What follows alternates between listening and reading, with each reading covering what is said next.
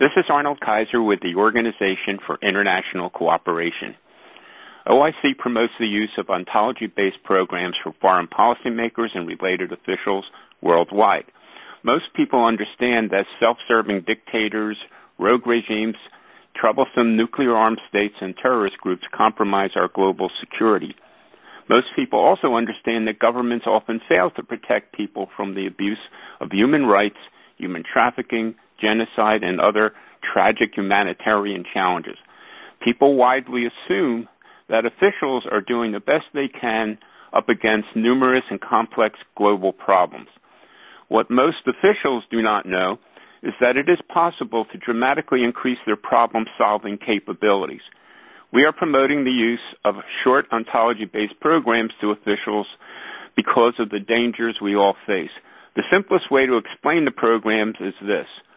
We all know that in order to solve any problem, the problem solver must be able to first accurately recognize what the true source of the problem is. When problems go continually unresolved, it reflects the fact that the problem solver or solvers are not working on the right issues. This is common because human beings have limited conscious awareness. Ontology-based transformational programs dramatically expand conscious awareness. Thus, the ability to accurately identify critical issues bypassed is expanded many times over. Because of this, breakthrough policies can be successfully formulated, negotiated, and implemented.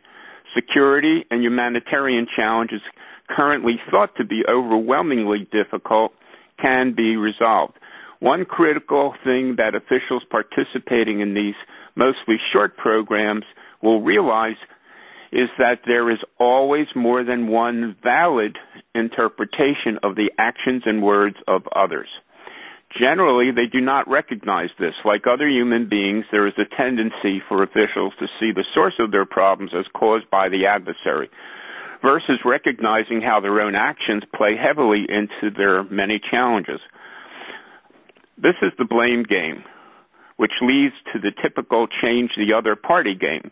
This involves deal-making, bribery, political isolation, sanctions, threats, etc., versus highly effective communication. The fact is that no one wants to be changed against their will. An example of seeing two valid interpretations of the actions of others is this. If you're a U.S. negotiator and you're going to sit down and talk to a North Korean negotiator, your mind is not a blank slate. You're walking in with a lot of negativity. Your thinking is that North Korea is very provocative. They have nuclear weapons. They threaten everybody. They are abusing their citizens. So walking into a conference with another party with all that negativity going on, everything is being said and heard is being filtered through that negativity. Consequently, no one gets on the same channel. So that's basically one valid interpretation. That's the common interpretation. There is another valid interpretation. In 1993, I had a meeting with a North Korean ambassador at the UN. I said to him, Ambassador Kim, people are saying that your government is trying to build nuclear weapons. He said, we don't need nuclear weapons. We need tractors. Our nuclear weapons, the united strength of the people. And after laughing internally for a minute, I said to him, Ambassador Kim, here you are. You have this small country. On your northern border are two very large countries, both with nuclear weapons, China and Russia. To your south is your enemy, South Korea. To the east is Japan, which has been problematic at times.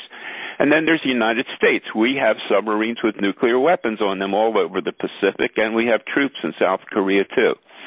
I said, if I were a North Korean citizen and I was aware of all these major potential threats around us, I would hope that my government had nuclear weapons. So, in essence, I was speculating or looking into how would I see the situation if I was a North Korean.